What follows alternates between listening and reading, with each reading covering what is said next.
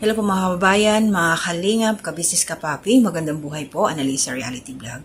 Ngayon po hindi ho ito reaction, ire-relay ko lang po yung isang announcement po ni Kuya Bal, yung founder o tatay ng Kalingap, patungkol doon sa, may kinalaman po to doon sa mga anti-Kalingap na akala ko nga, kasi may napanood akong live ni Kuya Bal din before, is sabi niya, hindi natuloy yung kaso. Pero ngayon ho, ito, meron po siyang mga sinabi dito na mga paalala. Importante po ito, lalong-lalo na sa amin na mga nagre-reaksyon. So, kailangan natin sumunod. Napanood ko na ho ito 19 hours ago na, simula ngayon. Inantay ko lang talaga na mag-lapse kasi pag live at least 12 hours. So, naging busy po kasi ako kasi gusto ko makakuha ng clip. So, i-attach ko po yung boses dito ni Kuya Bal para marinig nyo rin ho. At least may resibo ako na ito nga yung mga binanggit niya mga pangalan, yung mga sinabi niya na huwag nang reaksyonan para walang maging problema kasi ongoing na daw ho yung kaso na yun.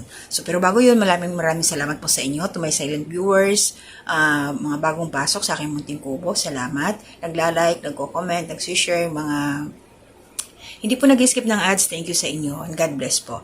Syempre ito, tuloy na muna natin, supportan natin si Kuya Bal Santos Matubang, at Edna Vlogs, Kalingap Project na Pia Matubang, mga kasamahan ko pong reactors sa Kalingap, mga karepa reactors, Kalingap partners, Kabisnes Official, support po natin, Mrs. KB Official, Papa Dins TV, Kabisnes Family, mga kasamahan ko pong reactors sa Kabisnes Official, and yung mga kagwangs. So ito po, panoorin muna natin, at pakinggan ang sinabi ni Kuya Bal dito patungkol doon sa may kinalaman sa isinampa nilang kaso sa mga anti-Kalingap. Huwag na tayo mag-content dyan sa mga anti-Kalingap like Federico. Huwag na, di na ako mag-content dyan, ha? Kasi yung kaso kasi nakaprocess na eh. Wala pang nangyayaring love letter o mga sulat. Kaya di na ako makontent sa kanila. Wala pa po yung mga love letter na ganyan. Wala pa po yan kasi ano pa po, on process pa po yung kaso. Kaya ako'y mauwi po ngayong August, first week. Dahil isubmit na po yung case, no? Wag niyo na pong i-topic yan. Sa mga reactors, wag niyo na pong i-topic yung kay Pedring, even kay Joel Salcido po kasi nag-file tayo ng case dyan, nag-text sa akin yung cyber, wag na raw i-topic kasi ongoing yung yung kasong isinampa po natin. So ako'y nakiusap na wag nang i-topic sila Federico. Kung mag-topic ba sila, hayaan natin sila. Yun po ang bilin po sa atin ng cyber. Wag nang i-topic, baka may mga reactor pa mag-topic. Mula po bukas, wag nang i-topic itong anti-Kalingap. Kung mag-topic sila, hayaan natin sila. Kasi pinagsabihan na ako na wag nang i-topic na aking kaibigang pulis. Dahil on process po yung yung case nila na sinampa po natin. So para hindi kayo balikan, mamaya kayo ang kasuhan naman nila. So yan na ang aking bilin sa inyo. Kung ayaw niyong sumunod, bahala kayo. Basta yan ang bilin po sa akin ng cyber. Kung mag-topic man sila, ay walang problema yan. Basta may ginagawang hakbang ang inyong abang lingkod. Siguro kung mga 6 to 1 year yan bago ma-receive. Pag kinasuhan po kasi ang isang about cyber, medyo matagal yung process, 6 to 1 year. Ngayon pagka mayroon ng sulat from RTC, ayun, obligado po na dumalo both side pag pinapatawag po ng korte. Huwag nyo silang pansinin. We need legal action. Yung mga vlog po, walang kwenta yan. Halimbawa, sisirahan ka, walang kwenta yan. Walang kwenta yan. We need legal action. Korte po ang dapat. Yung mga vlog po, content, live, yan ay content lang po yan. At ikaw sisiraan ka ng sisiraan. Ano mga paratang, walang kwenta yan. legal action kami. Kalingap po yung legal action.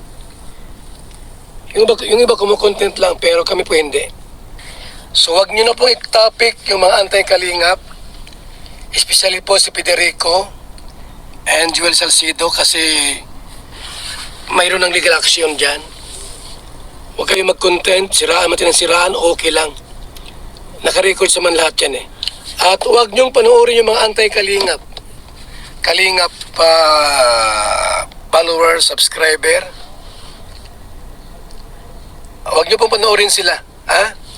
Mayroong police po na nagmumonitor dyan. Mayroong cyber na nagmumonitor. At huwag niyo nang panoorin yon. Kami nang bahala na mag-monitor sa mga live po nila. Mga paninira o sino man, huwag niyo pong panoorin. Kasi po, ako ang nagsampa ng kaso at pipirma po yung mga binabalahura.